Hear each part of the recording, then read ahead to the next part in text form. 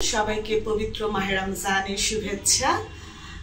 রমজান মাসে আমাদের একটি গুরুত্বপূর্ণ খাবারের নাম হচ্ছে ছোলা। এই ছোলা বা বুট আমরা কিন্তু সারা বছর দেখতে পাই বাদাম বা বাদাম জাতীয় যে ভ্যানালা আছে তার কাছে।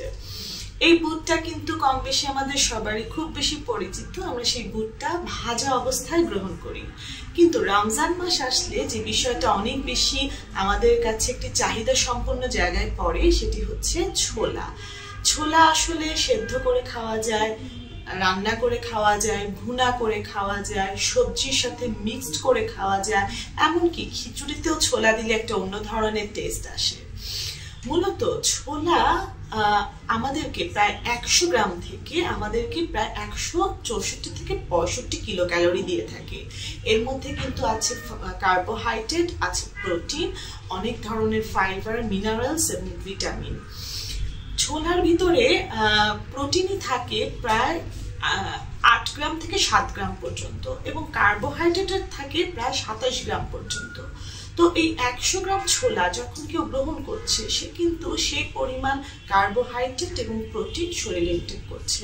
পাশাপাশি আমাদের এটাও মনে রাখতে হবে ফাইবার থেকেও কিন্তু ক্যালোরি বডিতে ইনটেক হয়, যেখানে 1 গ্রাম কার্বোহাইড্রেট থেকে পাচ্ছি 4 কিলো ক্যালোরি, 1 গ্রাম প্রোটিন থেকে পাচ্ছি 4 কিলো ক্যালোরি, 1 গ্রাম ফাইবার থেকে পাচ্ছি হচ্ছে 2 কিলো ক্যালোরি।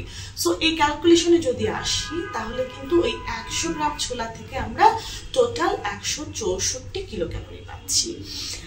এখন আসি কিভাবে আমরা এই ছোলাটাকে গ্রহণ করব। আসলে ছোলা ফাইবার থাকাতে এটা একটা কমপ্লেক্স ফুড হিসেবে পরিচিত। এতে প্রচুর পরিমাণে ক্যালসিয়াম, ম্যাগনেসিয়াম থাকায় রক্তের মাত্রা স্বাভাবিক থাকে। ডায়াবেটিস, কিডনি রোগীদেরও কিন্তু এটি কারো কারো ক্ষেত্রে উপকারিতার প্রাধান্য দেখা যায়।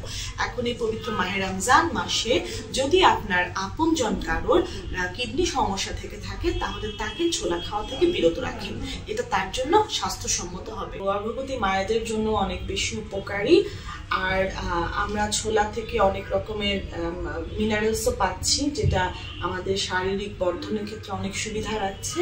সো আশা করব এই রমজানে যারা ছোলা খাচ্ছেন অতিরিক্ত তেলে ভুনা না করে, যাতে এটা খুব সুন্দর সহজপাচ্য হয়, ভালো করে সেদ্ধ করে তারপরে গ্রহণ করবেন।